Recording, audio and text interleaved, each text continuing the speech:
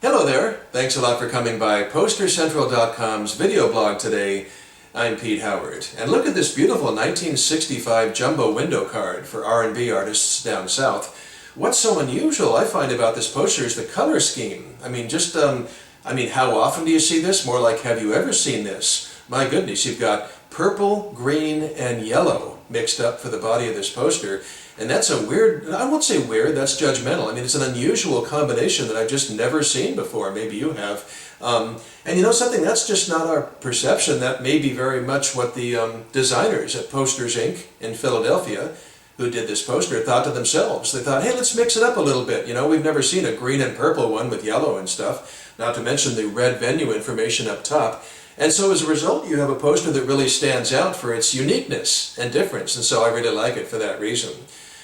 So we are talking the summer of 1965, and it's a Supersonic Attractions package, like so many of these are, and this tour was down south. And as a matter of fact, for this one, we're down in Richmond, Virginia. And if you can look at the top line there in the venue information in red print, it's called a Pre-66 Spectacular. Now that's very unusual. You know, you often see the year given like that in the name of a tour, you know, biggest in-person show of 64 or something. But this is the year before. They call it a pre-66, you know. But it's not like we're in December of 1965. This is summertime. Look at that, September 12th. In the middle of summer, they're already talking about the next year. So, you know, and the poster, I mean, the tour must have been devised in the spring of 65, and the poster design maybe in July and printed in August or something like that, or printed in July. And it's just very unusual to be calling it a pre-66 thing. But, you know, they had no other catchy phrase or words to use, perhaps, so that's what they called it.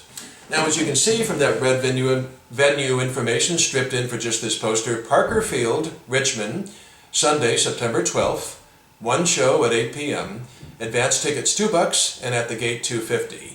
Tickets on sale at Thalheimer's, Globe, Barkey's, and Slaughter's Hotel. And if you can notice there in the lower right of the venue information how a little bit off register and that red print starts to go into the dark purple, so it get a little funky if it's shifted down any further. So into the actual portion that was used through the whole tour, the color portion here, as you can see, it does say Supersonic Attractions presents All in Person. And we start off with the fabulous Jackie Wilson with a photo of his handsome face there looking really good. Unfortunately, Jackie wasn't quite tearing up the charts at this time. It had been 2.5 years since his last national top 20 rhythm and blues hit. And in fact, his current single was called, it only made number 25. It was called No Pity in the Naked City. And they only used the first 2 words from that song title for the poster. And they just put the B-side on there for some reason, I'm So Lonely, even a non-album track, if you will.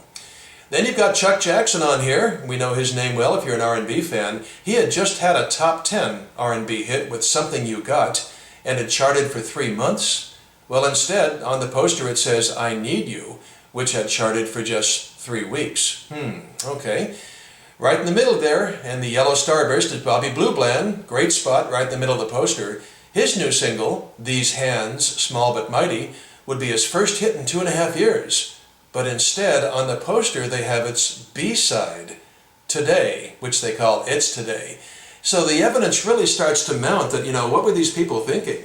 What were they thinking by putting on these non-hits and, you know, hidden B-sides and non-album tracks and stuff? I mean, come on, guys. It's not just us a half a century later wanting nice perspective. It's, come on, let's sell tickets by listing their hits.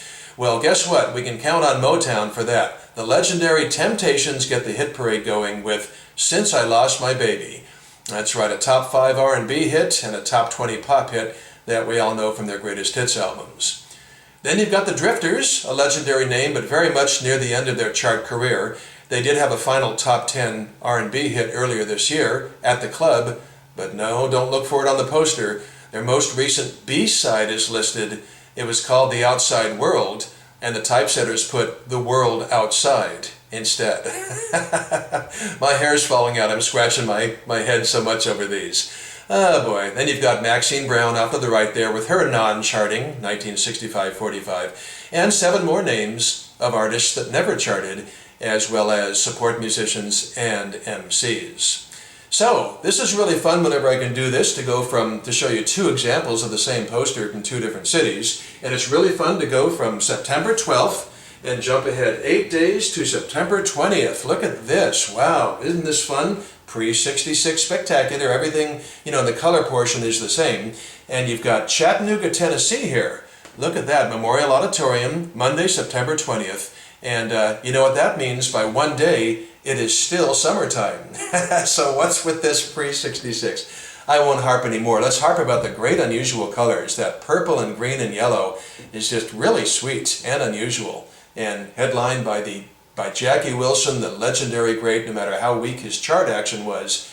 Just like Ike and Tina Turner, he always burned up the stage.